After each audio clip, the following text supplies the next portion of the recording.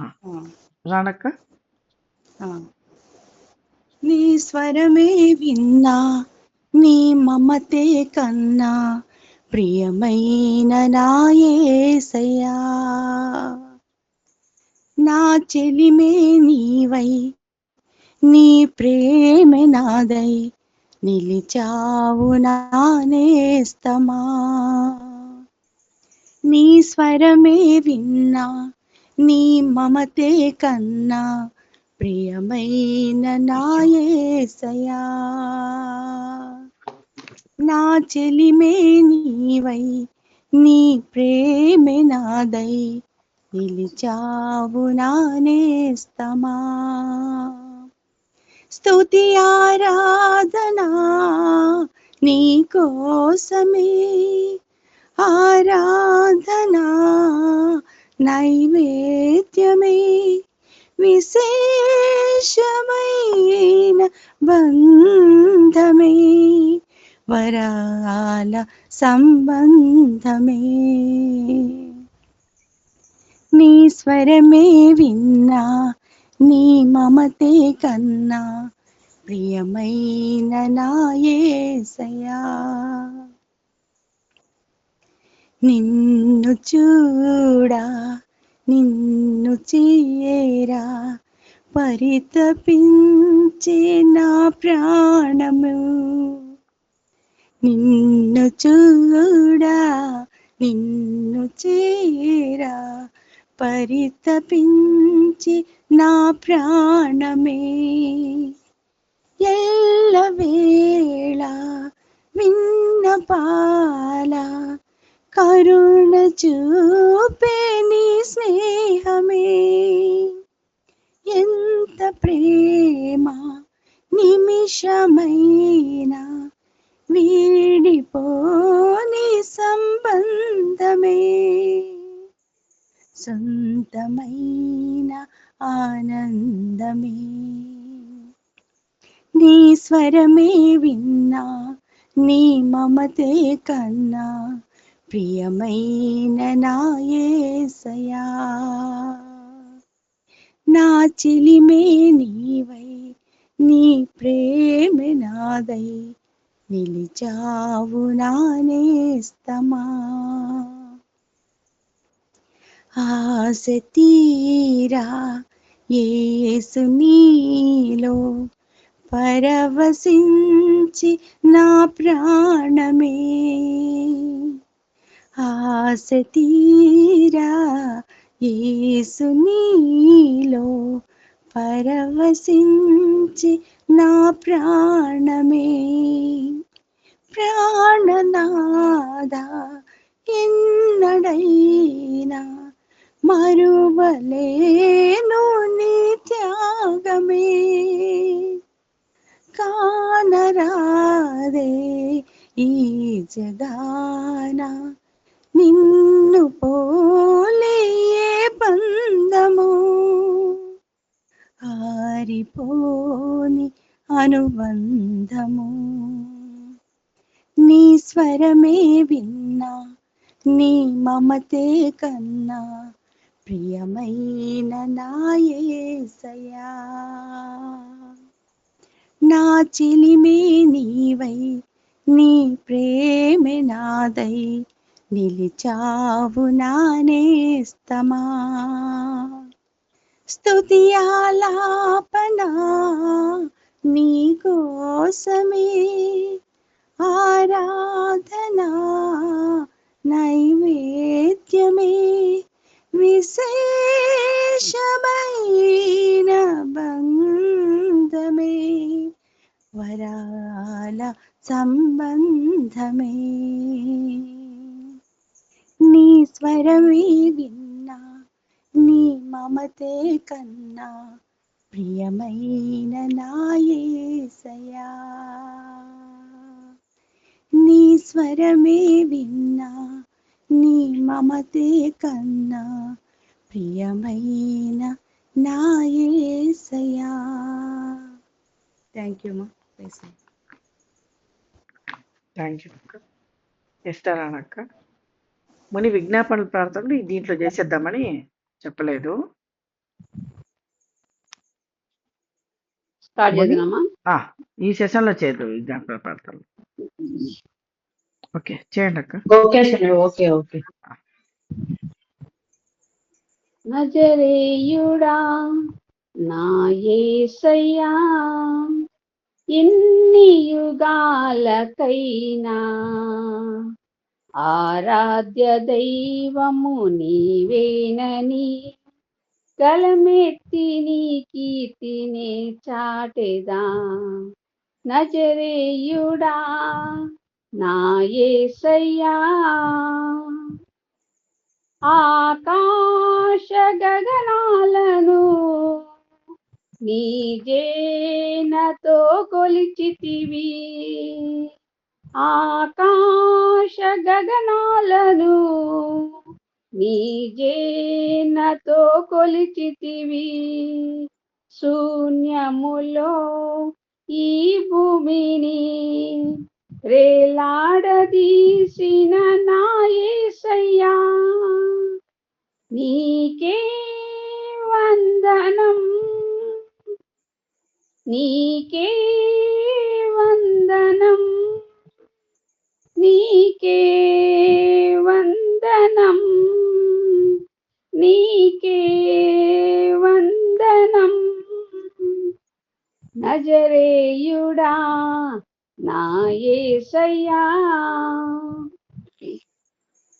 ఆగాధ సముద్రాలకు నీవే ఎల్లలు వేసితివి, ఆగాధ సముద్రాలకు నీవే ఎల్లలు వేసితివి. జలములలో పడి నీ వెళ్ళినా నన్నేమి చేయవు నా యేసయ్యా, నీకే వందనం, నీకే వందనం, నీకే వందనం, నీకే వందనం. నజరేయుడా నా యేసయ్యా, సియోను శిఖరాగ్రము నీ సింహాసనమాయెనా, సియోను శిఖరాగ్రము నీ సింహాసనమాయెనా. సియోనులో నిన్ను చూడాలని ఆశతో ఉన్నాను నా యేసయ్యా, నీకే వందనం, నీకే వందనం, నీకే వందనం, నీకే వందనం. నజరేయుడా నా యేసయ్యా, ఎన్ని యుగాలకైనా ఆరాధ్య దైవము నీవేనని గలమెత్తి నీ కీర్తిని చాటెదా. నజరేయుడా నా యేసయ్యా. Thank you Jesus. Thank you అక్క. శాంతి సుధామంటే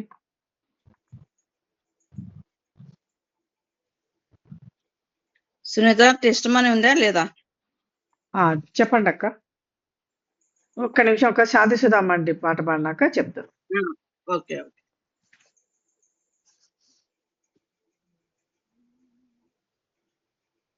ఏం పాట పాడాలప్ప?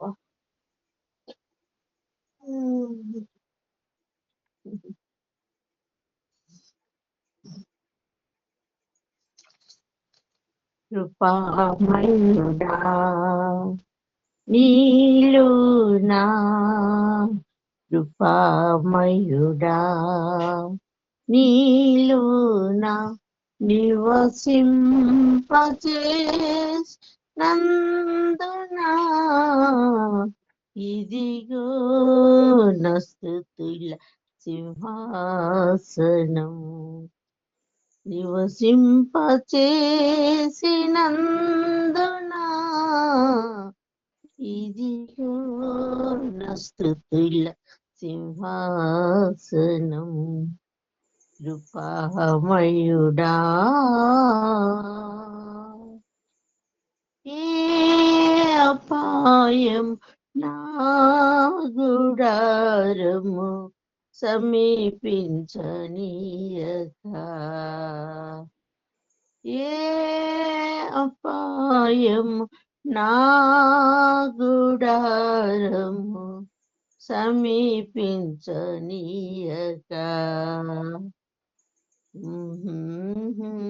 మన్నిటిలో నీవే రాసుమైనందుకు నా మార్గములన్నిటిలో నీవే ఆశ్రయమైనందుకు కృపామయుడా ఏ యోగ్యత లేని నాకు జీవ కిరీటమిచ్చుటకై ఏ యోగ్యత లేని నాకు జీవ కిరీటమిచ్చుటకై నీటిలో నీవే ఆశ్రయమైనందున నా మార్గములన్నిటిలో నీవే ఆశ్రయమైనందున కృపామయుడా. ప్రైజ్ ద లార్డ్ అబ్బా. ప్రైజ్ లార్డ్ అండి. Praise the thank you. Lord. శోభక్క వాక్యం ఏమైనా చెప్తారు? అమ్మా శాలిని కొంచెం ఏమైనా ప్రిపేర్ అయితే అప్పుడు పక్క చెప్తారు. అక్క చెప్తాలక్క. అది అక్క శోభక్క వాక్యం ఏమైనా చెప్తారు? అంతేలేండి. ఓకే. ఓకే. రాణేస్తారక్క బైబిల్ రీడింగ్ చేస్తారా? సునీత బైబిల్ రీడింగ్ సాలరీ చెప్పమ్మా. బైబిల్ లైట్ ఆఫ్ చేసిందా వేరే? ఓకే ఓకే సరే సరే.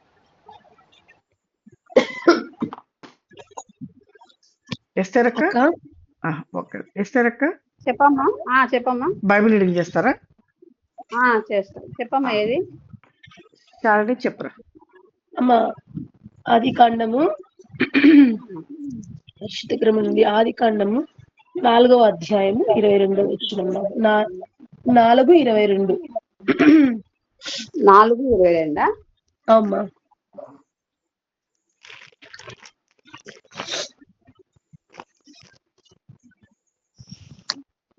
ఓ దేవధర్మ సంగతి చూసినట్టు మా కళ్ళని తెరవము.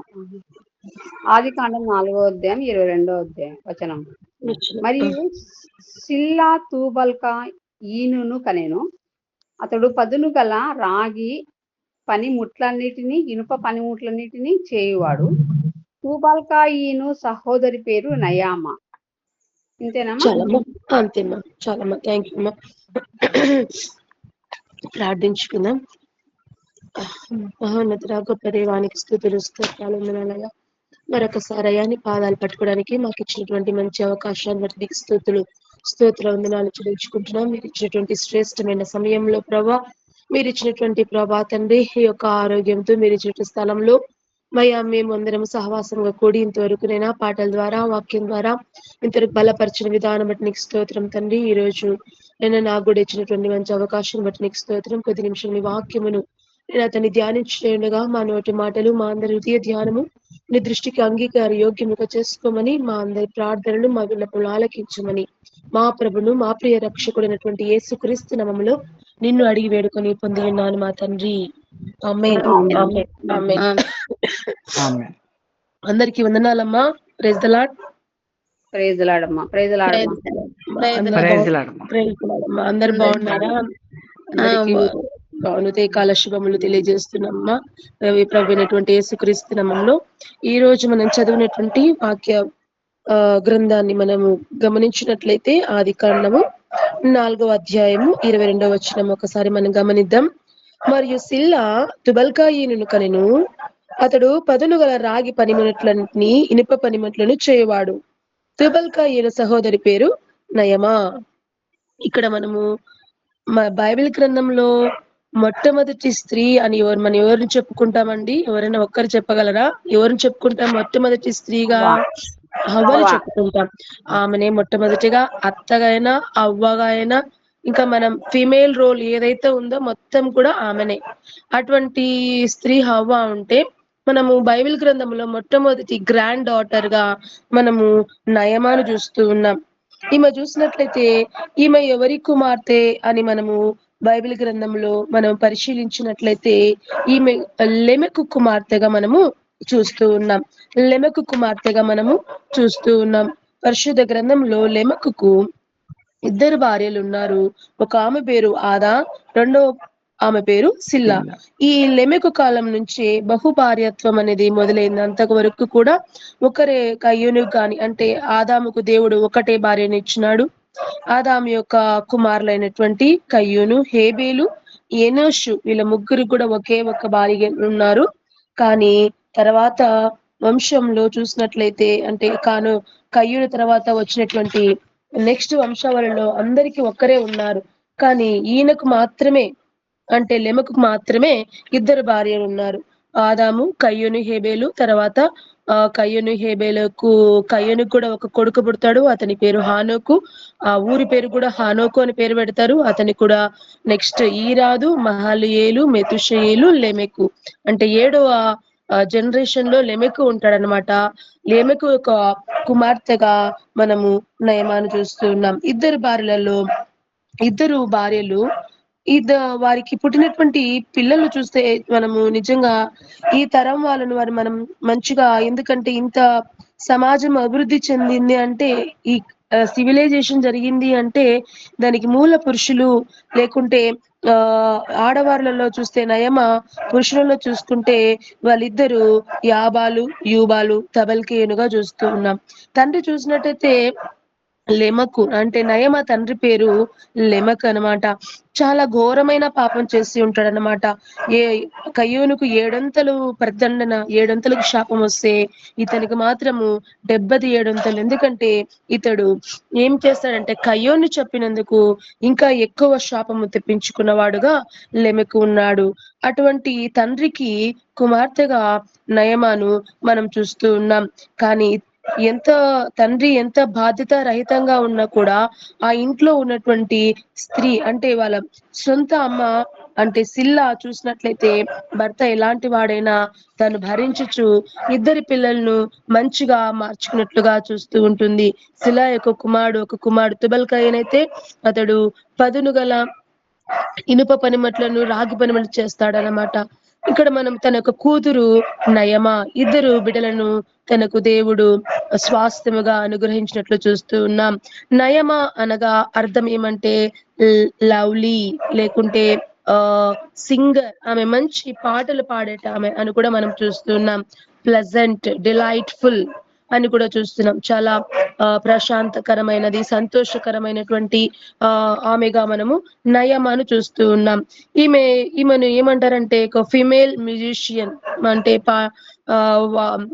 సంగీతాన్ని పాట పాడే విధానంలో కానీ సంగీతంలో కూడా ఈమె మూల పురుషురాలుగా నిలబడిందని మనము బైబిల్ గ్రంథంలో కొన్ని పుస్తకాలలోనూ రాయబడి ఉంది. నిజంగా అటువంటి బిడ్డను ఈ సిల్లా అమ్మగారికి నయమ పుట్టిందంటే దేవుని యొక్క అనుగ్రహం. ఈమె వచ్చేసి దేవుని యొక్క అనుగ్రహం చేతనే పుట్టిందని అనుకోవచ్చు. ఇలాంటి నయమ అనే పేరు ఇంకా ఒకరికి కూడా ఉంది. అది 1 కింగ్స్ మనం చూసినట్లయితే రాజుల మొదటి గ్రంథం 14వ అధ్యాయం 21 నుంచి 30 వచనంలో ఒక నయమ కనపడుస్తుంది. అలానే ఒక ఊరి పేరు కూడా నయమ అనే ఊరి పేరు ఉంది. కానీ ఇప్పుడు మనం ఆ 2 క్యారెక్టర్స్ ను ఆ రెండుని ధ్యానించటం లేదు. కానీ ఆదికాండంలో ఉన్న 4వ అధ్యాయం 22వ వచనంలో ఉన్నటువంటి లెమెకు కూతురు అనగా లెమెకు సిల్లా కూతునటువంటి నయమ, లేకుంటే ఇంగ్లీష్ లో నామ, డిలైట్ఫుల్, ప్లెజెంట్, లవ్లీ అనేటువంటి పేరు గల వ్యక్తి గల నయమాన్ని మనము ధ్యానిస్తూ ఉన్నాం. సో చూసినట్లయితే ఈమె ఒక చాలా ఈమెను ఏమని అంటారంటే, ఇంకా తర్వాత ఈమె తర్వాత నెక్స్ట్ ఎవరు జనరేషన్ స్టార్ట్ అవుతుందంటే నా నోవహు జనరేషన్ స్టార్ట్ అవుతుందన్నమాట. అందుకని చాలా గ్రంథాలలో ముఖ్యముగా మనకు తోరా అనేటువంటిది మన ధర్మశాస్త్రం అనేటువంటి ఈ 5 గ్రంథాలకు సమాన కాలంలో రాయబడినటువంటి గ్రంథం ఏమంటే తోరా. దాంట్లో కూడా ఏమని రాయబడిందంటే ఈ నయమా అనేటువంటి వ్యక్తి అనే ఆమె ఎవరికి భార్యగా చూస్తున్నామంటే మనము నోవహు భార్యగా మనము చూస్తూ ఉన్నాం. నోవహు గురించి మనకు బాగా తెలుసు, చాలా విషయాలు మనకు అందరికీ తెలిసి ఉన్నాం. మనం స్త్రీలం కాబట్టి మన కొన్ని విషయాలు నోవహు గురించి తెలుసుకుని తర్వాత నోవహు భార్య అయినటువంటి నయమ అంటే ఎక్కడ కూడా నోవహు భార్య నయమ అని బైబిల్ గ్రంథంలో రాయబడలేదు. కానీ మనము చూసినట్లయితే ఈ యొక్క లెమెకు యొక్క కూతురు నయమ తర్వాత నెక్స్ట్ జనరేషన్ ఎవరిది స్టార్ట్ అవుతుందంటే నోవహు గారిది స్టార్ట్ అవుతుంది. అంటే ఆ కాలంలో సరితూగుతున్న వాళ్ళు ఎవరంటే నోవహు అంటే నోవహుకు ఫ్యామిలీ ఈ పక్క వచ్చేసినట్లు అంటే చాలా జనరేషన్ సాగుతూ ఉన్నాయి. అటువంటి సమయంలో చాలా గ్రంథాలలో ముఖ్యంగా తోరాలో ఏమని వ్రాయబడిందంటే ఈ నోవహు భార్య నయమగా చూస్తున్నాం. ఎందుకు అని చాలా గ్రంథాలు పరిశీలించినట్లయితే ఆ యొక్క ఓడలో అనేక రకాలైనటువంటి పక్షులు, అనేక రకాలైనటువంటి జంతువులు అన్ని కూడా వాటికే అవే ఆటోమేటిక్ గా లోపలికి వచ్చేసినాయి. అది నిజంగా దేవుని యొక్క ప్రణాళిక. అది అన్ని లోపలికి వచ్చేసినప్పుడు అన్నిటినీ అంత కాముగా ఎలా ఉన్నాయంటే నేను అనుకుంటున్నా ఆమెకు దేవుడు ఇచ్చినాడు ఆమెకు గిఫ్ట్ ఏమంటే సింగింగ్, మంచిగా పాట పాడుతుంది కాబట్టి అవన్నీ యానిమల్స్ అన్ని కూడా కామ్ అయిపోయినాయేమో. అందుకనే దేవుడు ఒక్కొక్కరికి ఒక టాలెంట్ ఇస్తాడు. ఆ టాలెంట్ ని మనం అది చిన్న టాలెంట్ అయినా పెద్ద టాలెంట్ అయినా మనం అనుకుంటాం గిఫ్ట్స్ అనేటివి God's has purpose and value for our valuable things. Those are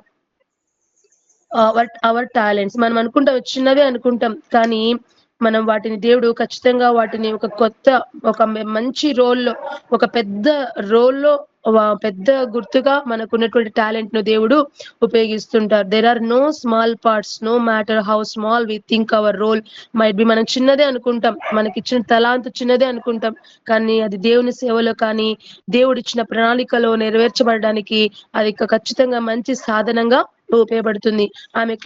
దేవుడు ఆమెకి ఇచ్చినటువంటి మంచి టాలెంట్ ఏమంటే సింగింగ్. కాబట్టి దేవుడు ఆమెను మంచిగా ఆ సింగింగ్ లో తీర్చిదిద్దినాడు. ఇక్కడ గమనించినట్లయితే మనము ఆమెకున్నటువంటి కొన్ని లక్షణాలు మనము చూద్దాం. నిజముగా ఆ నోవహు క్యారెక్టర్స్ మనం చూసినట్లయితే పరిశుద్ధ గ్రంథంలో అతని క్యారెక్టర్ చూసినట్లయితే అతడు నోవహు చాలా నీతిమంతుడు అని చూస్తూ ఉన్నాం. అతని తరములందరిలో నిందారహితుడుగా మనం చూస్తూ ఉన్నాం. అటువంటి మంచి భర్తకు ఈమె భార్యగా ఉన్నట్లు చూస్తూ ఉన్నాం. ఆ తరములందరూ అంటే అందరూ కూడా పాపము చేస్తూ ఉన్నారు. అందరూ పెళ్లి చేసుకొనొచ్చు దుర్మార్గముగా ప్రవర్తించే కాలంలో కేవలము నోవహు ఒక్కడు మాత్రమే నిందారహితముగా దేవునితో నడిచిన వాడుగా మనం చూస్తూ ఉన్నాం. నిజంగా అది దేవుని యొక్క కృప. మనము 6వ అధ్యాయం 9వ వచనంలో ఎవరైనా ఒకరు చదవగలరామా? 6వ అధ్యాయం 9వ వచనం, ఆది కాండము. నోవహు వంశావళి ఇదే. నేనే చదువుతాలేండమ్మా. నోవహు వంశావళి ఇదే. నోవహు చదవండమ్మా. నోవాహు వంశావళి ఇదే. నోవాహు నీతిపరుడును తన తరములో నిందారహితుడై ఉండేను. నోవాహు దేవునితో కూడా నడిచినవాడు. అమ్మా చాలమ్మా, దేవుని ఆమెకు మహిమ కలుగును గాక. ఆమేన్. మనం చూసినట్లయితే నిజముగా నిందారహితుడుగా ఉన్నాడు, నీతిపరుడు. నిజంగా ఆ మాట నాకు చాలా బైబిల్ గ్రంథంలో ఒక మాట ఉంది, ఎవరు నీతిమంతులు లేరు, అందరూ పాపం చేసి దేవుడు అనుగ్రహించి మహిమను పొందలేకపోతున్నారు అనే మాట పరిశుద్ధ గ్రంథంలో చూస్తున్నాం. కానీ ఇక్కడ నీతిపరుడుగా నోవహు జీవించిన అంటే నిజంగా దేవుని యొక్క కృప. కానీ చివరి కాలంలో కొద్దిగా తప్పు చేసి ఆయన నిజంగా ఆ మాట పరిశుద్ధ గ్రంథంలో రాయబడినటువంటి నీతిమంతులు లేరన్నమాట మనము గమనిస్తూ ఉన్నాం. కానీ ఇక్కడ మనం గమనించినట్లయితే తన తరములన్నిట్లో నిందారహితుడుగా ఉన్నాడు. ఈ మాట నింద లేకుండా ఎవరైనా బ్రతుకుతారా అంటే అది మనుషుల దృష్టికి, అంటే మనుషులైతే ఏదో ఒక పేరు ఖచ్చితంగా పెడతారు. అది మనం పెరుగుతున్నటువంటి ఇంట్లో కానించి, సమాజంలో కానించి, మనం పనిచేసే చోట కానించి, ఎక్కడైనా కూడా మన సొంత వాళ్ళు కూడా మనల్ని కొన్ని నిందలు మోపుతూ ఉంటారు. కానీ దేవుడు ఆ నిందలు చూడు, దేవునికి ఏది కరెక్ట్ ఏది రాంగ్ అని దేవునికి కరెక్ట్ గా తెలుసు.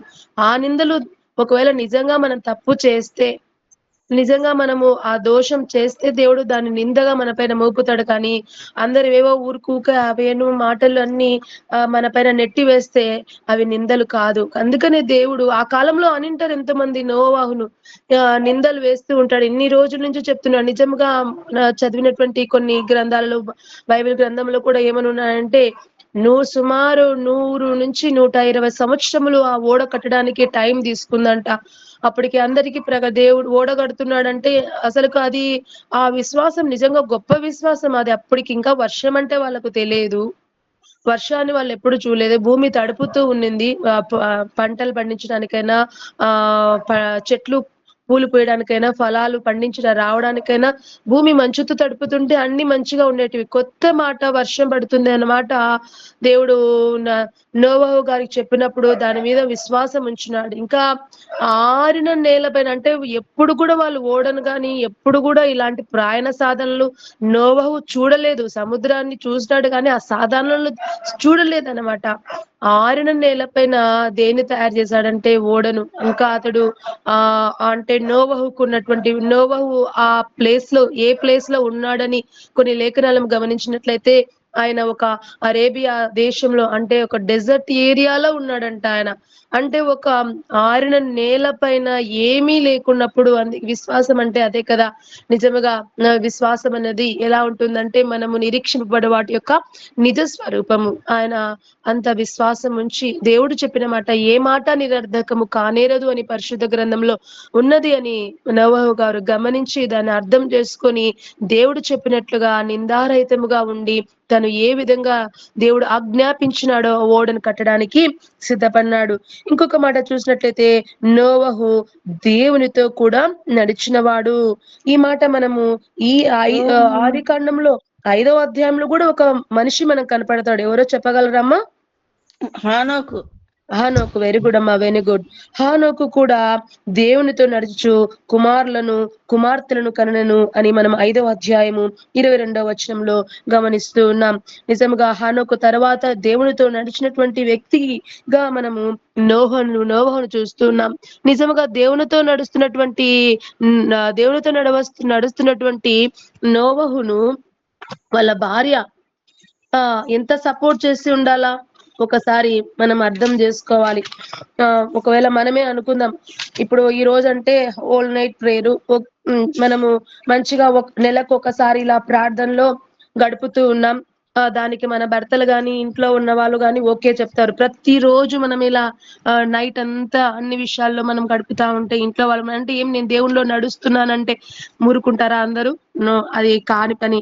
అలానే ఇంటి భారం అంతా, అంటే నోవహు రోజు దేవునితో నడుస్తున్నాడు. ఆ ఓడ భారం అంతా, ఓడని కట్టే భారం అంతా నోవహు తీసుకున్నాడు. కానీ ఇంటి భారం అంతా ఎవరు తీసుకున్నారంటే నోవహు భార్య అయినటువంటి నయమాగా తీసుకున్నట్లు మనం చూస్తూ ఉన్నాం. ఇల్లు బాగా ఉంటేనే కదా దేవునికి నిజంగా సంబంధం. అంతే ఆ కుటుంబం అంతా, ఆ నోవహు కుమారులు షేము, హాము, యాపేతు ముగ్గురు కూడా నిజంగా దేవుని మాట విన్నట్టుగా, తల్లిదండ్రుల మాట విన్నట్లుగా మనం గమనిస్తూ ఉన్నాం. అంటే నిజముగా ఇది చాలా మంచి మాట. ఎందుకంటే నోవహుకు భార్య అయినటువంటి ఈ నయమ ఇద్దరు దేవుని మాట విన్నారు. భార్యాభర్తలు వారి మాట విన్నారు. వారి పిల్లలు షేము, హాము, యాపేతు ఆ భర్తల మాట విన్నారు. భార్యలు నిజంగా ఇది ఎంత విధేయత. ఒకరేమో దేవునికి విధేయత చూపిస్తే, తల్లికి విధేయత చూపిస్తే, భర్తలకు విధేయత చూపిస్తే ఆ కుటుంబం ఎంత ఆశీర్వదింపబడుతుంది. మనము కుటుంబంలో తల్లిదండ్రులు దేవునికి అవిధేయతగా ఉంటే మనం ఇదాక మనం చూసి ఉన్నాం. అమ్మగారు చెప్పి ఉన్నారు కదా, ఆమె యెజబెలు, అహాబు రాజులు ఇద్దరు దేవుని వ్యతిరేకంగా ఉంటే బిడ్డలు కూడా ఏ తల్లి ఎట్టిదో బిడ్డ అట్టిదే. కనుక పిల్లలు ఆ దారిలో నడవడానికి ఎంతో అవకాశం ఉన్నది. వీళ్ళిద్దరూ దేవునికి విధేయత చూపించినారు.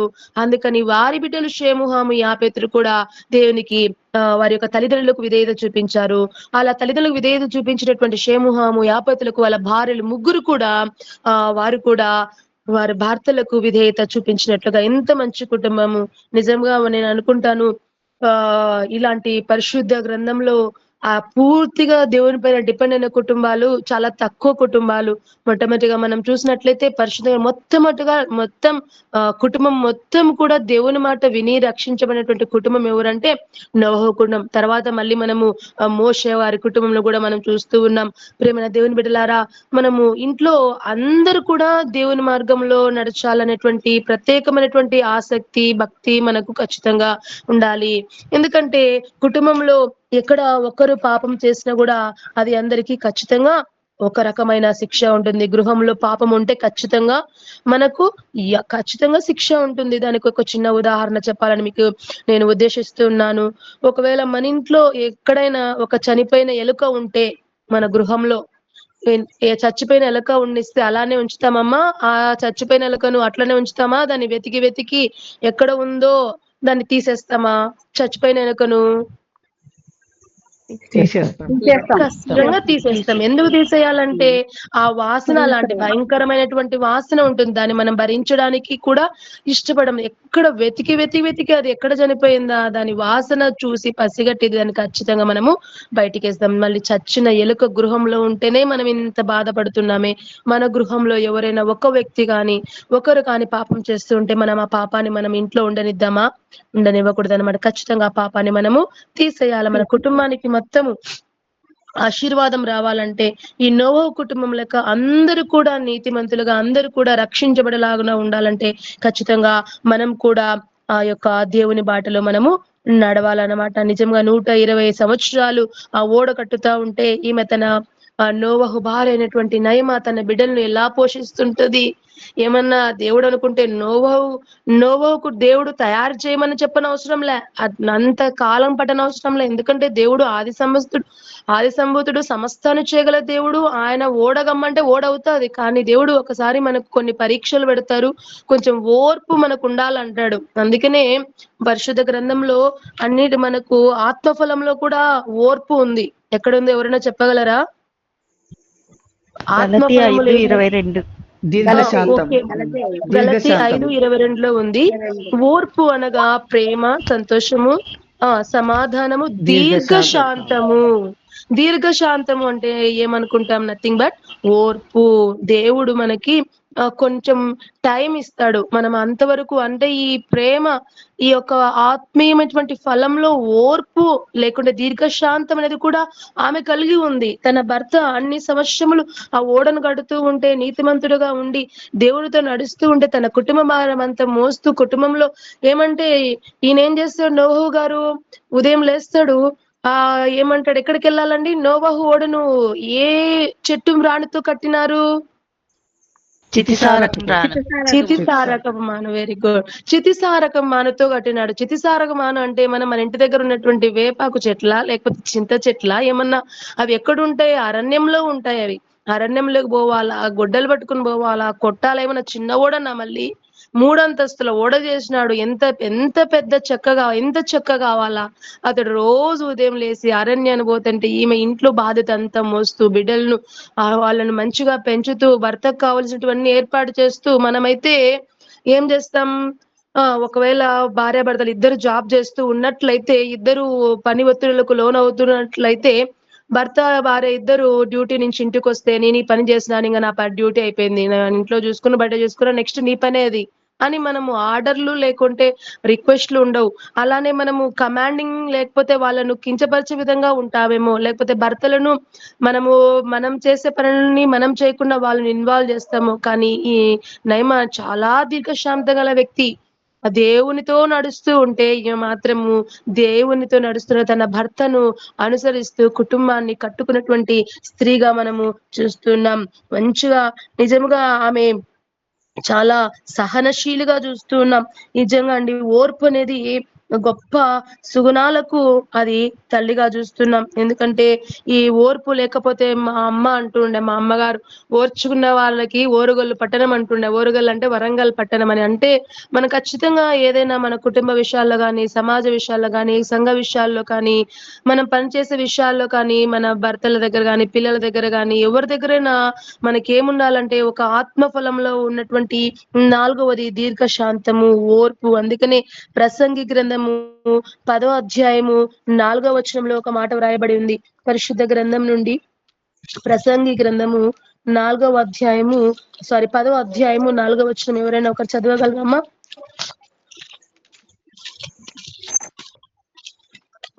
10వ అధ్యాయం 4వ వచనం. 10:4 అక్క. ఏలువాడు నీ మీద కోపపడిన ఎడల నీ ఉద్యోగము నుండి నీవు తొలగిపోకుము. ఓర్పు గొప్ప ద్రోహ కార్యములను జరగకుండా చేయును. చాలమ్మా. ఇక్కడ గమనించినట్లయితే మనం ఓర్పు గొప్ప ద్రోహ కార్యములు జరగకుండా చేయును. కాబట్టి మన జీవితాల్లో ఎలాంటి ద్రోహ కార్యములు, ఇబ్బందికరమైన పరిస్థితులు మనకి ఎదురు కాకూడదు, సంభవించకూడదు అంటే మనకు ఒక వెపన్, దేవుడు ఇచ్చినటువంటి ఒక ఆత్మఫలం ఏమంటే ఓర్పుతో మనము వాటిని కొనసాగిస్తూ ఉండాలి. ఓర్పుతో ఉంటే ఎలాంటి కీడునైనా కూడా మనం వాటిని జయించడానికి అవకాశం ఉంది. దేవుడు ఎంత ఓర్పు కలిగి ఉన్నాడు. దేవుడే మనకు ఒక మాదిరి. ఆయన సమస్తం చేయగల దేవుడు ఉండి అక్కడ పెట్టేటువంటి ఆ యూదులు, ఆ యొక్క అధిపతులు దేవుడికి ఎన్ని శ్రమలు పెట్టుకున్నా దేవుడు మన కోసం ఓర్చుకున్నాడు. ఆయన ఓర్పు అనేది మనకు ఒక రోల్ మోడల్ గా ఉంచున్నాడు. ఎన్నో శ్రమలు మన కోసం భరించున్నాడు. ఆయన ఒక్కసారి ఆ కొడరా కొట్టినప్పుడు, ఒకసారి ఆయనను ఉమ్మి వేసినప్పుడు అవన్నీ మన జ్ఞాపకం చేసుకుంటే అంత ఓర్పు మనకు నిజంగా ఉన్నదా? ఒకరు ఒక మాట అంటేనే మనము 2 మాటలు కాదు కదా, 4 మాటలు అనేసి వస్తాం. అటువంటి సమయంలో మనం ఉన్నాం. ఒకవేళ మన పిల్లలన్నా కూడా మనం ఏం చేస్తామంటే మన పిల్లలను ప్రశ్నించాం కానీ వేరే వాళ్ళు 4 మాటలు, లేకపోతే ఇతరులను 4 మాటలు అనే పరిస్థితుల్లో ఉన్నాం. ఇంకా మన దగ్గర ఓర్పు ఎక్కడుంది? దేవుడు ఆత్మఫలములు ఫలించుడి అన్నప్పుడు ఆ ఫలము దీర్ఘశాంతము లేకుంటే ఓర్పు అనేది మనది ఎక్కడో ఉంది. ఒకసారి మనము గమనించుకోవాలి. ద్రోహ కార్యాలు జరగకుండా మనం ఉండాలంటే, కుటుంబాలు ఉండాలంటే ఖచ్చితంగా మనలో ఓర్పు అనేది ఖచ్చితంగా ఉండాలి. ఇంకొక మాట గమనిద్దాం. లూకా సువార్త 21వ అధ్యాయము 19వ వచనం. పరిశుద్ధ గ్రంథం నుండి లూకా సువార్త 21వ అధ్యాయము 19వ వచనం చదువుదామండి. లూకా సువార్త 21:19 అమ్మా. మీరు మీ ఓర్పు చేత మీ ప్రాణములను దక్కించుకొందురు. చాలమ్మా, థ్యాంక్ యూ అమ్మా. చూడండి, ఇక్కడ బలమైన మాట దేవుడు మనకు ఆయుధంగా ఇస్తున్నాడు. మీరు మీ ఓర్పు చేత మీ ప్రాణములను దక్కించుకొందురు. మన ప్రాణములు దక్కించుకోవాలంటే మనం ఏముండాలంటే మన ప్రాణాత్మ శరీరంలో దేనికి అప్పగించుకోవాలా? ఓర్పు అనే సహనము ఉండాలగా. అనవసరంగా కోప్పడము, వేరే వారిని ఇబ్బంది పాలు పెట్టడం, మనం ఇబ్బంది కావడము, ఇవన్నీ కూడా మనకి చాలా మన ప్రాణాంతకంగా ఒక్కొక్కసారి కావచ్చు అన్నమాట. ఓర్పు చేత మీ ప్రాణములను దక్కించుకుందరు. నిజంగా చూసినట్లయితే కొంతమంది అధికారులు, అలెగ్జాండర్ అనేటువంటి అతనికి ఏం కావాలా? అధికారం అనే వాంఛ, లేకపోతే అధికార వాంఛ మొత్తం జయించాలని కోరుకున్నాడు. ఇలాంటి ఓర్పు లేదు. అతనికి 33 సంవత్సరాల వయసులోనే ఈ తనువు చాలించినటువంటి స్థితిలో ఉన్నాడు. ప్రియమైన దేవుని బిడ్డలారా, మన ప్రాణంను దక్కించుకోవాలంటే ఖచ్చితంగా మనకేముండాలంటే ఓర్పు ఉండాలి. అటువంటి ఓర్పు కలిగినటువంటి స్త్రీగా మనము ఈ నోవహు భార్యను చూస్తూ ఉన్నాం. ఇల్లంతా బాగా నమ్మకంగా ఉన్నారు. అందరికీ దేవునికి కనెక్షన్ ఉందండి. అటువంటి కనెక్షన్ మనం అనుకుంటాం, నేను ఒక్కదాన్ని బాగుంటే బాగుండడం కాదు, మన భర్త బాగుండాలా, మన పిల్లలు బాగుండాలా, అందరూ కూడా దేవునితో కనెక్షన్ ఉండాలి. నిజంగా వారందరూ ఎంతమంది అమ్మా? నోవాహు కుటుంబస్తులు ఎంతమంది అమ్మా? అందరు కలిసి 8 మంది. 8 మంది కూడా దేవునితో కనెక్షన్ ఉంటున్నారు. మనం కూడా మన కుటుంబం అంతా కూడా దేవునితో, ఆయన నిజంగా వాళ్ళని ఏమనవచ్చు అంటే వాళ్ళ ఫ్యామిలీని a prayer for the earth family, అందరూ కూడా ఆ నోవహు ఫ్యామిలీ అందరూ కూడా ఆ ఓడలో మొత్తం నెక్స్ట్ జనరేషన్ అంతా ఇంతవరకు పాపులేషన్ అన్ని ప్రతి క్రియేచర్ ప్రతి ఆకు పురుగు కానించి పెద్ద యానిమల్ వరకు అన్ని కూడా ఇంత పెద్ద జనాభా అయిందంటే దానికి కారణం ఎవరంటే నోవాహమ్మ అనగా నయమాను కూడా మనం చూస్తూ ఉన్నాం. వీళ్ళందరూ కూడా వారి యొక్క కుమారులు, వారి యొక్క భార్యలు, వాళ్ళ పేర్లు రాయబడాలి, భార్యల పేర్లు రాయబడలేదు, కానీ వీళ్ళందరూ కూడా ఆ ఓడలో ప్రయాణిస్తున్నటువంటి అన్ని రోజులు కూడా సుమారు నోవహుకు 500 సంవత్సరాలు ఉన్నప్పుడు ఓడ స్టార్ట్ అయింది. 600 సంవత్సరాల తర్వాత జలప్రలయం వచ్చింది. తర్వాత నోవహుకు సుమారు ఒక సంవత్సరం తర్వాత మొత్తం ఆరిన నేలగా చూస్తూ ఉన్నాం. అంటే ఇన్ని రోజులు వాళ్ళు ఆ యొక్క దేవుని యొక్క సేవలో ఉంటూ ఆయన కార్యాలను తలపోస్తూ ఆయన చెప్పినటువంటి మాటలను వాళ్ళు వింటూ ఉన్నారు. నాకు ఇంకొకటి ఇక్కడ ఒకటి వండర్ అనిపిస్తుంది. ఇదాక మీకు చెప్పినట్లు నిజంగా దేవుడు అనుకుంటే ఆకాశాన్ని, మహాకాశాన్ని, భూమిని, దాని సమస్తాన్ని ఒక్క మాటతో సృష్టించిన దేవుడు నోవాహుతో నేను ఓడ తయారు చేస్తున్నాను, అయ్యా నేనే తయారు చేస్తా, మీరు వెళ్ళి దాంట్లో ఉండమని చెప్పలే. అలానే అక్కడ కూడా ఒక ఓర్పు, అతనికి నోవాహుకు ఒక పరీక్ష పెట్టినాడు. దాన్ని తయారు చేస్తాడా, నేను చెప్పినట్టు చేస్తాడా, కష్టపడతాడా, లేదా కుటుంబంలో ఉన్నటువంటి వ్యక్తులు ఎలా ఉన్నారు, వాళ్ళందరూ కూడా ఏమన్నా ఈ సమయంలో తొలగిపోతారా అనేటువంటి ఒక ప్రత్యేకమైనటువంటి దేవుని దృష్టి మన పైన, మన కుటుంబాల పైన ఉంటుంది. మనం ఏం చేస్తున్నామంటే మనం దాన్ని తలంచకుండా ఎవరి మార్గంలో వాళ్ళు తిరుగుతూ ఉంటాం. నిజంగా ఆ దేవుడే ఆ టైంని ఇచ్చినాడు, దాన్ని కడుతూ ఉన్నాడు. ఆయన నిజంగా దేవుడు నోవహుని ఎన్నుకోవడానికి అతడేం పెద్ద పెద్ద చదువులు అంటే బీటెక్లు, ఎంటెక్లు, ఇంజనీర్లు ఏం చదవలే.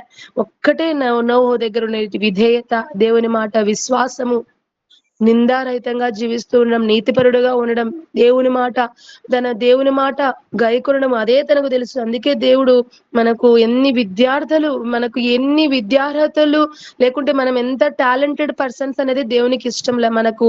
ఆ దేవుడు మనకు టాలెంట్ లేకపోయినా, ఎబిలిటీ లేకపోయినా మనల్ని ఏం చేస్తాడంటే దేవుడు తను ఎన్నుకున్నప్పుడు మనల్ని ఒక ఇంజనీర్ గా చేస్తాడు, ఒక డాక్టర్ గా చేస్తాడు. ఏం కావాలంటే దేవుడు అది చేస్తాడు. మనం ఎన్నుకుంటే సమస్తం చేయగల దేవుడు. మనం ఏమనుకుంటామంటే నాకేమి చేత కాదు, నేనేమి రాదు నాకని మనం అనుకోకూడదు. దేవుడు అనుకుంటే మనల్ని తనకు మంచిగా మనల్ని వాడుకుంటాడు. అందుకనే కదా ఒక చిన్న పాట స్టాంజ పాడుకుందాం. విలువలే నీ పాత్ర నేను, కొనువారు లేరవ్వారు, వెలలేని నీదు రక్తంబుతో వెలుగొందు పాత్రగా చేసి. చూడండి, దేవుడు నిజంగా మనం విలువలేని వారమే, కానీ మనం అనుకుంటూ ఉంటాం దేవుడు నాకేం టాలెంట్ లేదు, నేనేం చేయగలను, నేను ఒక మామూలు స్త్రీని, లేకపోతే నేను ఒక బలహీనమైన ఘటాన్ని అని మనం అనుకుంటాం. కానీ మనం ఎప్పుడైతే నిందారహితంగా దేవుని బాటలో, ఎక్కడైతే మనం భర్త మాటలు అంటే భర్త దేవునితో నడిస్తే మనం ఖచ్చితంగా మన భర్త మాటలు నడవాలి. ఒకవేళ భర్త దుర్మార్గంగా ఉంటే, అంటే ఇట్లా మనం ఎవరైతే దుర్మార్గంగా ఉంటున్నారో వారిలాగా ఉండకుండా, వారి భర్తలు అవివేకంగా, అజ్ఞానంగా, మూర్ఖంగా, దేవునికి అవిధేయతగా ఉంటే వారి పాటలు నడవమని చెప్పను, కానీ దేవుని మాదిరిగా చూసుకోండి. ఒకవేళ ఎవరి భర్తలైనా దేవునికి మాదిరికంగా జీవిస్తూ ఉంటే ఖచ్చితంగా మనం కూడా మన భర్తలో మాదిరిలోనే భర్త ఖచ్చితంగా ఆయన దర్శనాన్ని నెరవేర్చుటకు మనము నడుము కట్టుకోవాలి. ఆయన దర్శనం ఏమి, ఇక్కడ మన నోవాహు చూసినట్లయితే ఆయన దర్శనం ఏమి, దేవుడు చెప్పిన వాగ్దానాన్ని, ఆయన చెప్పినటువంటి మాటను నెరవేర్చడం. ఈమె ఆ యొక్క పనిలో, అంటే భర్త పనికి ఈమె కూడా నడుము బిగించింది. నా భర్త యొక్క దర్శనాన్ని నెరవేర్చుటకు ఈమె కూడా ఎంత ఆమెకు భర్త పట్ల ఎంత ప్రేమ, ఎంత ఆమెకు భక్తి ఉండాలని చూస్తూ ఉన్నాం. నిజంగా నోవహు భార్య లేకుంటే నయమా లెక్క మనకు కూడా ఇంకొక విషయం, ఇక్కడ వాళ్ళ కోడళ్ళ గురించి కూడా ఒక్కసారి మాట్లాడుకోవాలి. కోడళ్ళ కూడా మాట్లాడుకోవాలి. నోవహు భార్య తన యొక్క భర్త మాట వింటూ ఉంటది. వాళ్ళందరూ ఇద్దరు అన్యూన్యంగా జీవిస్తూ ఉంటారు.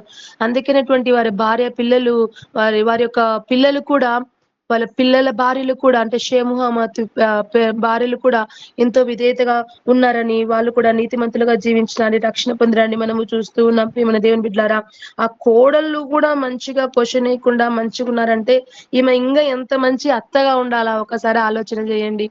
మనం ఒక్కొక్కసారి జరుగుతున్నటువంటి పర్యావసనాలు లేకపోతే చూస్తున్నటువంటి సమాజంలో చూస్తే అమ్మ ఎందుకమ్మా నీ భర్తను అలా మాట్లాడుతున్నావు అంటే వాళ్ళ కొడుకు గురించి అత్త మాట్లాడుతున్నటువంటి మాటలు, అమ్మ ఏమనొద్దమ్మా నీ భర్తను అలా మాట్లాడకూడదు, నీచంగా నికృష్టంగా మాట్లాడకూడదు భర్తను అంటే, అత్త చూస్తున్నాం లత మీరు మీ యొక్క భర్త గారిని అంటే వారి మామగారిని ఎంత గౌరవిస్తున్నారో మేము చూస్తున్నాంలే, ఇంకా మీరెంత గౌరవ మర్యాదలు ఇస్తున్నామో మేము కూడా మా భర్తకు అంతే గౌరవ మర్యాదలు ఇస్తాము అనేటువంటి సమాజంలో మనం ఉన్నాం. అంటే అత్తలు అలా ఉన్నారు, కోడలు అలా ఉన్నారు. కానీ ఇక్కడ చూసినట్లయితే శ్రేష్టమైనటువంటి భాగ్యము, ఆమె ఎంత మంచి భార్యగా ఉండిందో అంత మంచి అత్తగా కూడా ఉంది. ఎందుకంటే వాళ్ళ కోడళ్ళు కూడా ఆమె బాటలో నేర్చుకుంటారు. నిజంగా అండి, చాలా మంది కూతుర్లైనా కొడుకులైనా కోడళ్ళైనా పెద్దవాళ్ళని చూసి నేర్చుకుంటుంది అనమాట. అమ్మ అట్లా ఎగరొద్దమ్మా, నీ భర్త పైన అట్లా గట్టిగా మాట్లాడొద్దమ్మా అంటే ఏమంటది, ఒకవేళ అత్త సరిగ్గా లేకపోతే ఏమంటుందంటే, అమ్మ నువ్వు ఎట్లా మామగారిని ఎట్లా చూసుకుంటున్నావు మాకు తెలుసులేమ్మా, నీ భర్తని ఎట్లా నువ్వు పైకి లేచి అంటావో అందరికి తెలుసులేమ్మా అని ఈ కాలంలో ఉన్నటువంటి కోడళ్ళు అనడానికి అవకాశం ఉంది. కాబట్టి ప్రియమైన దేవుని బిడ్డలారా, ఆమె కోడళ్ళను కూడా రక్షణ మార్గంలో నడిపించినటువంటి అంత భర్త మాట వింటూ కోడళ్లను కొడుకులను మంచిగా నేర్పుతో ఆ యొక్క ఓడలోనికి ప్రవేశించినటువంటి కుటుంబంగా ఆ కుటుంబాన్ని మనము చూస్తూ ఉన్నాం. నిజంగా అది గొప్ప భాగ్యం అన్నమాట. నిజంగా చాలా మంది భార్యలు ఉంటారు, కానీ చాలా మంది భార్యలు ఉన్నారు. మనం పరిశుద్ధ గ్రంథంలో చూసినట్లయితే లోతు భార్య, పోతుఫరు భార్య, యోబు భార్య, నయమాను భార్య, యెషయా భార్య, ఎజ్కేలు భార్య, పిలాతు భార్య, షునేమిడైన భార్య, పిలాతు భార్య, ఇలా చాలా మంది ఉన్నారు. చాలా మంది భార్యలు ఉన్నారు. కానీ అందరిలో కన్నా డిఫరెంట్ గా ఉండి తన కుటుంబాన్ని రక్షించుకున్నటువంటి స్త్రీగా మనము ఈ నయమాన్ని చూసుకుంటూ ఉన్నాము. నిజముగా అక్కడ తల్లి ఎట్టిదో బిడ్డ ఎట్టిదో ఇదాక అమ్మగారు చెప్పి ఉన్నారు. అట్లా లేకుండా తన బిడ్డలు కూడా ఆమె రక్షించుకుంది. ఒకసారి ఆ రెఫరెన్స్ చూద్దామండి. తల్లి ఎట్టిదో బిడ్డ ఎట్టిదే, ఎహెజ్కేలు గ్రంథం, పరిశుద్ధ గ్రంథం నుండి పాత నిబంధన గ్రంథము, ఎహెజ్కేలు ప్రవక్త ఎహెజ్కేలు గ్రంథము 18వ అధ్యాయము 44వ వచనం. 18వ అధ్యాయము 44వ వచనం అమ్మ. లేదు లేదు 44 లేదమ్మా. 44 లేదమ్మా, 21 నిమిషం అమ్మా, 24 చూస్తాను.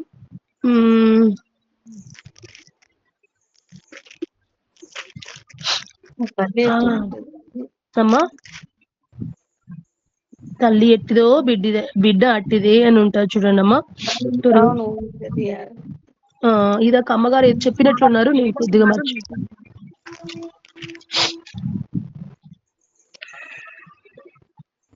ఓకేనమ్మా. తర్వాత చూద్దాము, మనము పరిశుద్ధ గ్రంథంలో తర్వాత ధ్యానిద్దాం, చూస్తున్న తర్వాత చెప్తాను.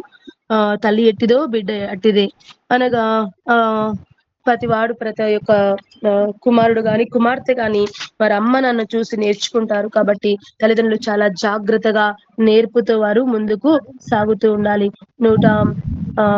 120 సంవత్సరములు ఆ ఓడ కట్టుతూ ఉంటే ఎంత వారు ప్రశాంతంగా, ఎంత వారు దేవునికి మాదిరికరంగా వారి దేవుని అనుసరించినాడో మనము చూస్తూ ఉన్నాం. చివరిగా ఒక లేఖన భాగాలుగా గమనించి మనం ఈ రోజు వాక్యం ముగించుకుందాం. పరిశుద్ధ గ్రంథం నుండి పేతురు రాసినటువంటి మొదటి పత్రిక, పేతురు రాసినటువంటి మొదటి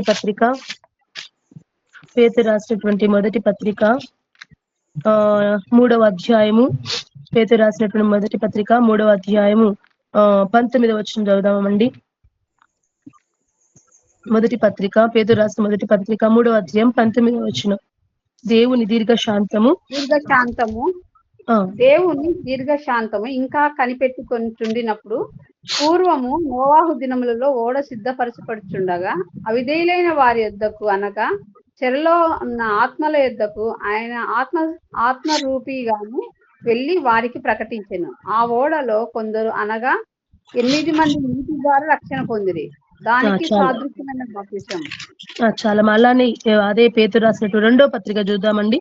రెండో పత్రిక 2వ అధ్యాయము 5వ వచనం చూడండమ్మా. 2వ పత్రిక 2వ అధ్యాయము 5వ వచనము.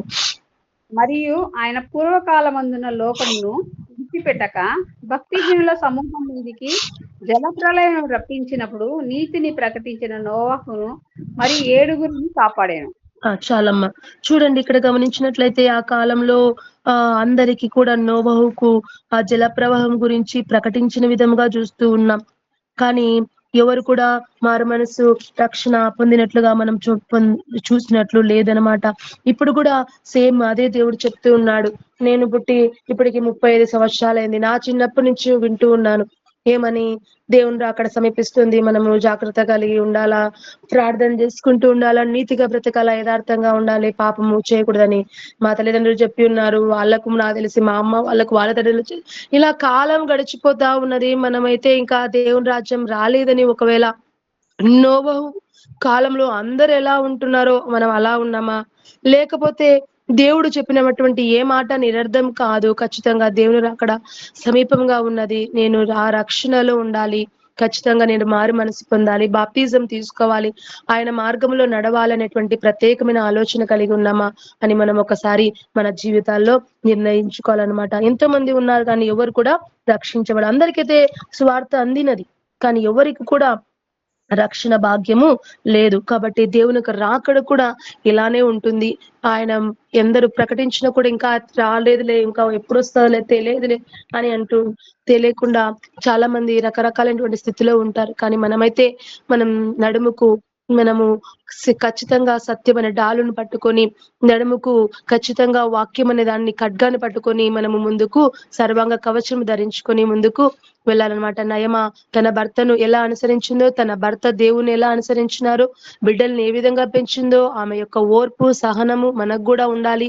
దేవుడు ఆమెకి ఇచ్చినటువంటి మంచి సింగింగ్, ఆమె యొక్క టాలెంట్ కూడా ఆమె తన పనిని దేవుని యొక్క పనిలో ఆమె ఉపయోగించుకుంది. కాబట్టి మనం కూడా దేవుడిచ్చిన ప్రతి టాలెంట్ ను ఆయన పనిలో ఉపయోగించుకోవాలి. మన కుటుంబాన్ని కట్టుకోవాలి, మన భర్త బాటలో నడవాలి, కుటుంబానికి క్షేమకరమైన స్థితి తీసుకురావాలి, దీర్ఘశాంతం కలిగి ఉండాలి, అలానే భర్త యొక్క మార్గంలో నడవాలి. ఇంకా ఆమెలో ఉన్నటువంటి ఇంకా లక్షణాలు నిజంగా ఆమె పేరు తగ్గట్టుగా లవ్లీ లేకపోతే డిలైట్ఫుల్, ఆమె చాలా ప్రశాంతమైనటువంటి జీవించినట్లుగా మనం చూస్తూ ఉన్నాం. అంటే తన కుటుంబంలో ఎలాంటి పాపము లేకుండా అందరూ కూడా పవిత్రమైన జీవితము జీవించినట్లుగా ఉన్నాం. మనం కూడా ఇలా నోవహు భార్యలాగా మన కుటుంబాలు రక్షణ అనేటువంటి ఓడలోకి, ఆయన పరలోక రాజ్యంలోకి ప్రవేశించబడినట్లు మన కుటుంబాలు మనం కట్టుకోవడానికి అటువంటి ఓర్పు, నేర్పు, జ్ఞానము, దేవుని యొక్క కాపుదల, రక్షణ మనకు అనుగ్రహించును గాక. అటువంటి కృప పరిశుద్ధాత్మ దేవుడు మనకు దయచేయును గాక. ఆమేన్. ఆమేన్. మహోన్నతుడా ఆమేన్. గొప్ప దేవానికి స్తోత్రాలు వందనాలు చెల్లించుకుంటున్నాం ప్రభా. ఈ రోజు ప్రభా తండ్రి లేమకు కూతురు నైనా నయమ అనగా నైనా నోవహు భార్య ద్వారా కొన్ని సత్యాలు తెలుసుకుని ఉన్నాం కూడా. మేము కూడా ప్రభా నిజముగా మా జీవితాలు ప్రభా నైనా తండ్రి నైనా నీకు అప్పగించుకుంటున్నాం ప్రభా. అలాంటి క్రమబద్ధమైనటువంటి జీవితము, కుటుంబాన్ని సరిదిద్దుకునే జీవితము, రక్షణ ఓడలోకి నడిపించుకునేటువంటి కుటుంబాలను నైనా మాకు దయచేయమని, అటువంటి జ్ఞానాన్ని నాకు దయచేయమని అడుగుతున్నాం ప్రభా. ఎందుకంటే జ్ఞానవంతురాలు తన ఇల్లు కట్టుకుని నన్ను సెలవిచ్చిన గొప్పదేవా, అటువంటి జ్ఞానవంతరమైనటువంటి నేను లిస్ట్ లో నేను అతని నోవహు గారిని, నోవహు కుటుంబాన్ని, ముఖ్యంగా నయమ గారిని మీరు చేర్చిన విధానం బట్టి నీకు స్తోత్రం కూడా. మేము కూడా ప్రభా తండ్రి అటువంటి నైనా కుటుంబాలు కట్టుకొని ప్రభా నైనా పరలోక రాజ్యంలో మిమ్మల్ని మా కుటుంబాలను చూసి నైనా తండ్రి మేమందరం మీ యొక్క నైనా రెక్కల క్రింద చేరి నేను స్తుతించినట్లు నేను గణపరిచినను మా కృప దయచేయమని ఈ రోజు చేసినటువంటి ప్రతి ప్రార్థనలో విన్నపంలో మీరు తోడు ఉన్నందుకు నీ కొందనాలు చెల్లించుకుంటూ ఈ రోజు నేను అతని ప్రతి సెషన్లో మీరు తోడుగా ఉన్న దేవానికి స్తోత్రం. ఇంకా కొద్దిసేపు ఉంటుండగా మీరే ఉండి నడిపించమని, అందరి మీద నీ ఆత్మ నుంచి నడిపించమని మా ప్రియుడును మా రక్షకుడైనటువంటి యేసుక్రీస్తు నామములో నిన్ను అడిగి వేడుకొని పొంది ఉన్నాను మా తండ్రి. ఆమేన్. థ్యాంక్ యూ అమ్మా. నాకు చాలా ఇంకోటి కూడా చక్కగా అసలు నయమా గురించి ఆలోచించలేదు ఎప్పుడు. 16:44 అస్సలు తెలియదు మనకు నయమా గురించి అసలు ఎంతగానో. చాలా చాలా బాగుంది, కొత్తగా చాలా చాలా మంచి బాగుంది విషయాలు తల్లి. తెలుసు. చాలా బాగా చెప్పారు. Thank you so much. ఇంకోటి కూడా నాకు ఎప్పుడు ఒక ఆలోచన వస్తుంది. మన ఇంట్లో ఒక చిన్న పెట్ డాగ్ కానీ ఏదన్నా ఉంటే అది మోషన్, యూరిన్, దానికి ఫుడ్ పెట్టడము ఎంత కష్టం కదా. అన్ని జంతువులు, అన్ని రకాల పక్షులు, పెట్స్ పురుగులు అందుకనే దీర్ఘశాంతం ఉందని వాటన్నిటికీ చెప్పింది ఆమెకి. నిజమే, దీర్ఘశాంతం అంటే వాటికి అదేనేమో, అంత ఈజీగా రాదు. ఫుడ్ పెట్టడము, వాటి క్లీన్ చేయడము అదంతా ఎట్లా చేస్తున్నారో అని చాలా ఆశ్చర్యం అనిపిస్తుంది. లేడీసే కదా మెయిన్ దానికి. ముగ్గురికి దీర్ఘశాంతం ఉంది, కోడళ్ళకి అత్తకి అక్కడ. అవును. అక్క శోభక్క శోభక్క ఆ సునీత టెస్ట్ మని చెప్పండి. ఓకే.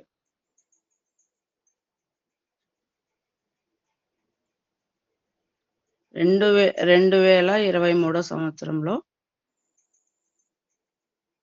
6వ తేదీ జనవరి 1వ నెల. మరి ఆ రోజు మన శ్రీలమైత్రి వాళ్ళు ఆ రోజు మా ఇంటికి రావాల్సి ఉన్నింది. ఆ రోజు మా ఇంట్లో ప్రేయర్ పెట్టుకుంటాను అని చెప్పాను. చెప్తే అప్పుడు అనౌన్స్ కూడా చేసినారు చర్చిలో. ఏమనంటే 6వ తేదీ మొదటి నెలలో మరి శోభా వాళ్ళ ఇంట్లో ప్రేయర్ ఉంటది, అందరు రావాలి అని అంటే, కొంతమంది ఏమో మేము రాలేము అని, కొంతమంది ఏమో మేము వస్తామని అని చెప్పినారు. మరి ఆ రోజు శాంతక్క ఫోన్ చేసి నన్ను అడిగింది, శోభా మీ ఇంట్లో కదా ఈరోజు ప్రేయర్ అని చెప్పేసి అడిగింది. అంటే నాకు అంతకుముందే ప్రేమ ఫోన్ చేసి, మీ ఇంట్లో కాదక్క, మళ్ళీ చర్చికైతే వస్తాము, అక్కడికైతే రాము అంటున్నారు, కాబట్టి మీ ఇంట్లో వద్దులేండి, ఇంకా చర్చిలోనే పెట్టుకుందాము అని చెప్పేసి నాకు ఫోన్ చేసి చెప్పింది. అప్పుడు నేను శాంతక్కకు చెప్పిన, ఇంట్లో లేదా చర్చిలోనే అంటాక మా ఇంట్లో లేదంట అని చెప్పిన. అంటే అక్కడ ఆ రోజు 6వ తేదీ మా ఇంట్లో ప్రేయర్ జరగలేదు, చర్చిలో ప్రేయర్ జరగలేదు. అప్పుడు నాకు బాధ అయింది. ఇక్కడికి వచ్చేవాళ్ళు వచ్చినా కానీ సరిపోతుండే కదా, ఎందుకు ఇట్లా చేసినారు వీళ్ళు, అక్కడ జరపకుండా ఇక్కడ జరపకుండా అని చెప్పేసి నాకు చాలా బాధ అయింది. బాధ అయినప్పుడు సరే వాళ్ళ ఇష్టంలే, రాకపోతే రాకపోయి మేమే ప్రేయర్ చేసుకుంటామని మా ఇంట్లో కుటుంబ ప్రార్థన లాగా చేసుకున్నాను. మరి ఆ రోజు కాకుండా మరుసటి రోజు, ఆ రోజు శుక్రవారం 6వ తేదీ, శుక్రవారం 6వ తేదీ, శనివారం 7వ తేదీ, 8వ తేదీ ఆదివారం. ఆదివారం రోజు మేము చర్చికి వెళ్ళి వచ్చినాము. మరి సాయంత్రం కోర్స్ కాలేజీ చర్చిలో ఈయు వాళ్ళు ఒక్కొక్క చర్చి తరపున పాటలు పాడాలని చెప్పేసి వాళ్ళు ఆహ్వానం చేసినారు. అప్పుడు నేను కొంతమందిని తీసుకెళ్ళి అక్కడ పాట పాడడానికి వెళ్ళినామన్నమాట. అప్పుడు మా హస్బెండ్ ఏం చేసిన అంటే, బండి మీద ఎక్కించుకొని వచ్చి అమ్మ హాస్పిటల్ దగ్గర నన్ను దించి, నువ్వు వెళ్ళు అని చెప్పేసి నాకు ఆట ఎక్కించి పంపించేసి నన్ను ఇంటికెళ్ళి ఈయన వర్క్ చేసుకుంటున్నాడు.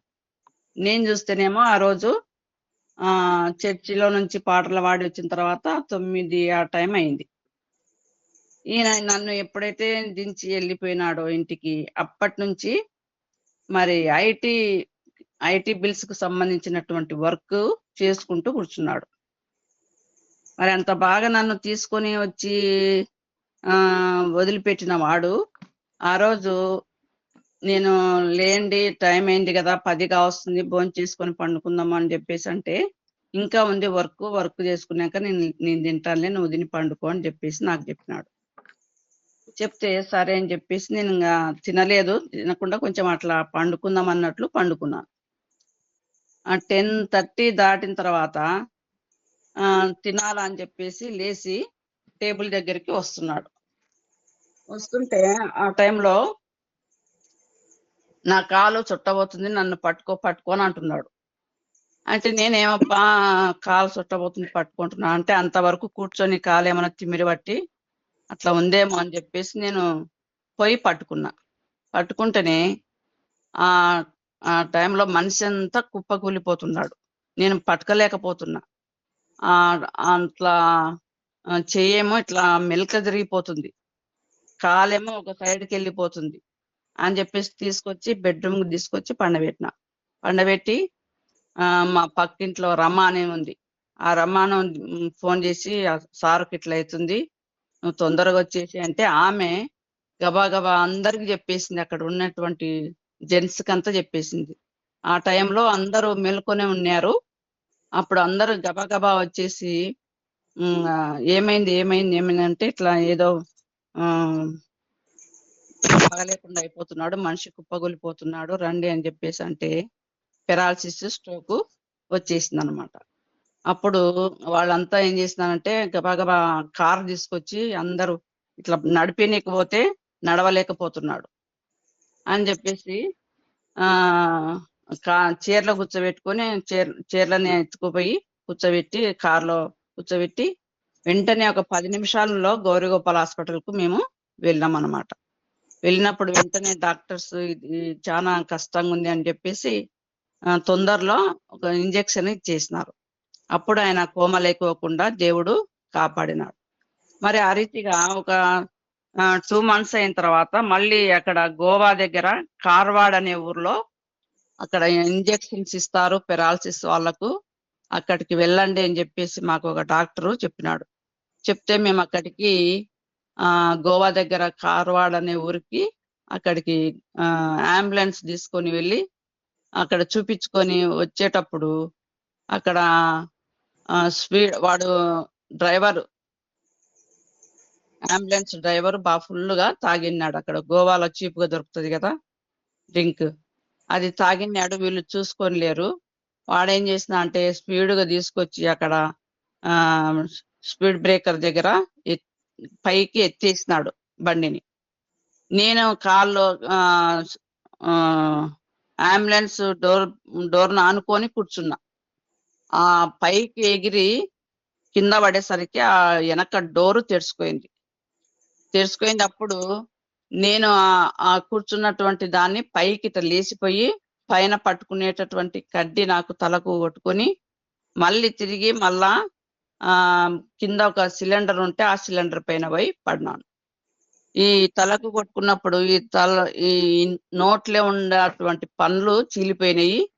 మళ్ళీ ఇక్కడ లెఫ్ట్ హ్యాండ్ వచ్చేసి నరమంతా బ్రేక్ అయిపోయింది. అప్పుడు రక్తం అంతా నా చేతి రక్తం అంతా గడ్డలు కట్టిపోయింది. తర్వాత సిలిండర్ పైన పడినందుకు ఈ నడుములకు ఆ డిస్కులు జారిపోయి మరి పనికి రాకుండా అయిపోయినాయి. అప్పుడు నా పడిపోయినటువంటి దాన్ని వాడు ఎంత గట్టి మొత్తుకునే కానీ వాడు స్పీడ్గానే పోతున్నాడు కానీ స్టాప్ కూడా చేయలే. అట్లా ఇంటికి వచ్చిన తర్వాత చూస్తే అసలు లేవలేనటువంటి పరిస్థితి అయిపోయింది నాది. మళ్ళీ డాక్టర్ దగ్గరికి వెళ్తే ఈ డిస్కులు పోయినాయమ్మా, ఇవి ఆపరేషన్ చేస్తే గానీ మీకు పని చేయవు అని చెప్పేసి ఆయన చెప్పడం జరిగింది. సార్ నాకు ఎట్లా గట్ట నాకు అది నయమయ్యేటట్లు చేయండి సార్, నేను అసలు నడవలేకపోతున్నా, పండకలేకపోతున్నా, లేవలేకపోతున్నా అని చెప్పేసి చెప్పినప్పుడు ఆయన నాకు ట్రీట్మెంట్గా కొన్ని టాబ్లెట్స్ ఇచ్చినాడు. మరి దేవుని కృప వల్ల నేను ఆపరేషన్ లేకుండానే దేవుడు నాకు మంచి స్వస్థతను దయచేసినాడు. మరి అంతేకాకుండా ఒక 2 రోజుల క్రితము బయట నిలబడి పని చేపిస్తూ ఉన్నా. మా ఇంటి దగ్గర పని చేపిస్తూ ఉంటే ఆ పని చేపించిన వాళ్ళ పని అయిపోయిన తర్వాత వాళ్ళకు డబ్బులు ఇచ్చి ఇట్లా నేను డబ్బులు వాళ్ళకి ఇచ్చినాను, వాళ్ళు వెళ్ళిపోయినారు. నేను ఇట్లా అడుగు ఇట్లా లోపలికి వేసినాను లేదో ఆ 4వ అంతస్తు పైనుంచి ఒక పెద్ద ఏమంటారు గచ్చు, ఆ గచ్చును నా నెత్తి మీద పడేది ఒక పెద్ద గచ్చు అనమాట. ఆ గచ్చు నా మీద పడింటే నేను చనిపోయేదాన్ని. మరి నేను ఇట్లా అడుగు లోపలికి ఇట్లా వేస్తాను, అంత లోపలనే అది పడిపోయింది. అంత పెద్ద శబ్దం వచ్చేసింది అనమాట. పెద్ద శబ్దం వచ్చే లోపల అందరూ పరిగెత్తుకుంటూ వచ్చినారు. ఆ చుట్టుపక్కల ఉండే వాళ్ళంతా బయటకు వచ్చి చూస్తున్నారు, ఏదో పడిపోయింది అని చెప్పేసి. చూస్తేనేమో ఇక్కడ అంత సౌండ్ వచ్చిందనమాట. అట్లా దేవుడు నన్ను ఆన్ ది స్పాట్ లో అక్కడ లేనటువంటి స్థితిలో మరి అక్కడ నుంచి తప్పించినట్లు నేను గమనించినాను. మరి నాకు చిన్నప్పుడు మా ఫాదర్ చనిపోయినప్పుడు ఆ బాధతోటి నేను మా ఫాదర్ కు నాకు ఎక్కువ అటాచ్మెంట్ ఉండింది. కాబట్టి మా ఫాదర్ చనిపోయినాడనే ఉద్దేశంతో నేను సరిగా ఆహారం తీసుకోక చాలా వీక్నెస్ అయిపోయినాను. అప్పుడు మా హాస్పిటల్లో అడ్మిట్ చేసింటే ఈమెకు 4 ఇంచే ఉంది కాబట్టి రక్తము, మరి ఈమె బ్రతకడం కష్టం అన్నప్పుడు అప్పుడు వెంటనే మా జార్జన్న నాకు రక్తం ఇచ్చి కాపాడినటువంటి వాడు. మరి అప్పుడు పక్కలో ఒక ఆమె హాస్పిటల్లో ఒక ఆమెకు దయ్యం పట్టింది. దయ్యం బట్టి పైకి మంచం మీదకి ఎక్కి ఫ్యాన్ కెళ్ళి చూస్తూ రా పాప రా దిగిరా దిగిరా అని చెప్పేసి అంటుంది. నేను ఆ దృశ్యాన్ని చూసి భయపడి నేను ఆ రోజు రాత్రంతా ప్రేయర్ చేసుకుంటుంటే దేవుని యొక్క వాక్యము ఒక గోడ పైన శాశ్వతమైనటువంటి ప్రేమతో నేను నిన్ను ప్రేమించుచున్నాను గనక విడవక నీ ఎడల కృప చూపుచున్నాను అనే వాక్యము బాగా క్లియర్ గా నాకు కనిపిస్తుంది అని నేను అనుకున్నాను. నా దేవుడు నన్ను రక్షిస్తాడు, ప్రేమతో నన్ను రక్షించగలుగుటకు సమర్థుడు అని చెప్పేసి నేను అక్కడ ఉండకుండా మరి ఆ ట్రీట్మెంట్ తీసుకోకుండా లేచి వచ్చేసిన అనమాట ఇంటికి. అప్పుడు డాక్టర్స్ అంతా అక్కడ అక్క నర్సుగా పనిచేస్తా ఉన్నింది. మరి ఎక్కడ పేషెంట్ అంటే ఎక్కడ కనపడలే. నేను చూస్తేనేమో ఇంటి దగ్గర ఉండిపోయినా. అప్పుడు అక్క వచ్చి ఎందుకు అట్లా చేస్తున్నా, నువ్వు ఉండకుండా వచ్చినావు అంటే నా దేవుడు నన్ను రక్షిస్తాడు, నన్ను కాపాడుతాడు, నాకు ఏ ట్రీట్మెంట్ వద్దు అని చెప్పేసి నేను ఇంటికి వచ్చిన. మరి అదే వాక్యము నాకు అక్కడ ఆ గోవాలో దెబ్బ తగిలినప్పుడు అదే వాక్యము నాకు కనపడింది. మరి వాక్యంతో నన్ను రక్షిస్తూ మరి నన్ను కాపాడుతూ ఇంతవరకు కాపాడిన విధానాన్ని బట్టి దేవుని స్తుతిస్తూ నా భర్తను కూడా మరి ఆ స్థితిలో నుంచి కాపాడి మరి ఇప్పుడు మరి సంపూర్ణమైనటువంటి స్వస్థత కలిగజేసినాడు. మరి ఇంకా ఆయన లేచి నిలబడి నడవటకు మనం అందరం ప్రేయర్ చేయాలని చెప్పేసి మిమ్మల్ని యొక్క చిన్న టెస్ట్ మనీ ద్వారా మిమ్మల్ని కోరుచుంటున్నాను. థ్యాంక్ యూ అండి. థ్యాంక్ యూ అక్క. ఉజ్వల ఆంటీ సునీత చెప్తారా వాక్యము? అరుణక్క వాక్యం చదువుతారా? అరుణక్క ఇంగ్లీష్ లో చదువునా? ఓకే ఆంటీ చెప్పండి aunty. Psalms 100th Psalms. 100th Psalms అండి. Yes.